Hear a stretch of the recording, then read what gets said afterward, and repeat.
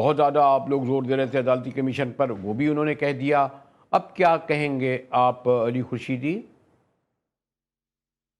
देखिए बरेलवी साहब, 10 दिन का अरसा गुजर गया, 10 दिन से जायद का अरसा गुजर गया। पीर वाले दिन जब इजलास हो रहा था ना, तो शायद हुकूमत इसी तरह एक्सपेक्ट कर रही थी कि मीडिया भी भूल चुका होगा और ये जमातें भी भूल जाएंगी और फिर हम मूव फॉरवर्ड करेंगे और हम उसी तरीके से जिस तरह तमाम इस सूबे में धंधे चल रहे हैं उसी तरह चीज़ें चलती रहेंगी। नहीं जनाब, हमने ऐसा नहीं होने दिया।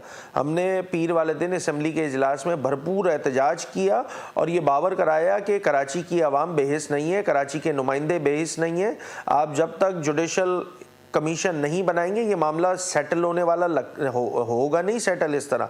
फिर इसी तरह हमने मंगल वाले दिन एहतजाज में भी यही बात रखी कि देखें, इसमें कोई जिद बहस की बात नहीं है और अगर आपको लग रहा है कि हम सियासत कर रहे हैं तो हमारी सियासत खत्म कर दे जनाब। आप इस पे जुडिशियल कमीशन बनाएं। अब तो अली भाई अब तो ये कि बुनियादी मुतालबा पूरा हो जाएगा, हम चुप करके बैठ जाएंगे। अब हुकूमत ने ढिठाई का मुजाहरा ये रखा हुआ है कि नहीं जी, पहले हमारी इंक्वायरी कमेटी की रिपोर्ट आएगी, फिर हम वजीर आला के अंडर में जो एक झेली कमेटी बनी है हम उस पर एसेस करेंगे और फिर एसेस करने के बाद हमें पता लगेगा कि इस पर इंक्वायरी का जुडिशियल कमीशन बनना चाहिए तो हम बना देंगे। तो ये जो लिंगर ऑन किया जा रहा है गवर्नमेंट ऑफ सिंध की जानिब से, हम इस पे सरापा एहतजाज हैं और ये एहतजाज कंटिन्यू करेगा अगर सेंस प्रिवेल नहीं किया गया गवर्नमेंट की जानिब से। और गवर्नमेंट ऑफ मैं तो देखें अभी भी बड़ा होपफुल हूँ कि गवर्नमेंट की जानिब से सेंस प्रिवेल किया जाएगा। इस मसले की हसासियत को समझते हुए एक आज़ादाना गैर जानिबदाराना जुडिशल कमीशन का क़याम, ये मेरी डिमांड नहीं है, ये एक शहरी की डिमांड है। आपकी डिमांड अब से कुछ देर पहले ये एक्सेप्ट कर ली गई ना, इसका मतलब ये कि जो आपने कहा था कि अदालती कमीशन, लेकिन आपको भी इल्म है कि जो अदालती कमीशन की रिपोर्टें उसमें कितना वक्त लगता है, कितना लंबा प्रोसेस होता है, लेकिन आप सारा मलबा हुकूमत सिंध पे गिरा रहे हैं। आप वफाकी हुकूमत में 2 वज़ीर बैठे हैं, वफाक का एक मुशीर वज़ीर नहीं आया। आपने ठीक है असम्बली के फ्लोर में 2-4 जुमले कहे, लेकिन ये तो कई बार आप थ्रेट भी कर चुके हैं जी हम हुकूमत छोड़ देंगे, वजारतें छोड़ देंगे। लेकिन ये भी कोई शायद मैं समझता हूँ हकीकत पसंदाना MKM का मौक़िफ़ नहीं कि सारी जिम्मेदारी हुकूमत सिंध पर डाल दे और इस पर पॉइंट स्कोरिंग करे। अली खुर्शीदी? देखें, बिल्कुल आपकी बात बजा है इसमें।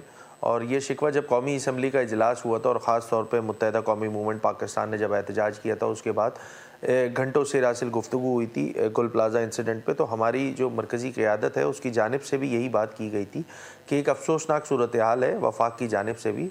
ऑब्वियसली शहर कराची जो है वो मेट्रोपॉलिटन सिटी है, इकनॉमिक हब है पाकिस्तान का। 60 से 70% रेवेन्यू जो है वो वफाक को कंट्रीब्यूट करता है शहर कराची। और उनकी जानिब से एक तरीके की मुझे कहने की इजाज़त दीजिए कि मतलब ऐसी ढिठाई का आलम है कि जी कोई वज़ीर जो हैं वो इसको देखने भी नहीं आ रहे। क्या सूरत हाल हुई, इनके ताजिरों से कौन बात करेगा। यहाँ देखें, सूबाई हुकूमत या सूबे पे तो हम बात कर रहे हैं, बिल्कुल बजा तौर पे मैं आपकी बात से एग्री करूँगा। वफाकी हुकूमत का जो किरदार होना चाहिए था वो नहीं हुआ और उस शिकवे का इज़हार हमने कौमी असम्बली में अपनी तकारीरों में ये बात कही है। और देखें, यहाँ चैम्बर मौजूद है, कराची चैम्बर है, फेडरेशन है, टैक्सेस की बात आती है, चीज़ें लगाने की बात आती है तो आपको कराची याद आ जाता है when it comes to giving back to the people of Karachi.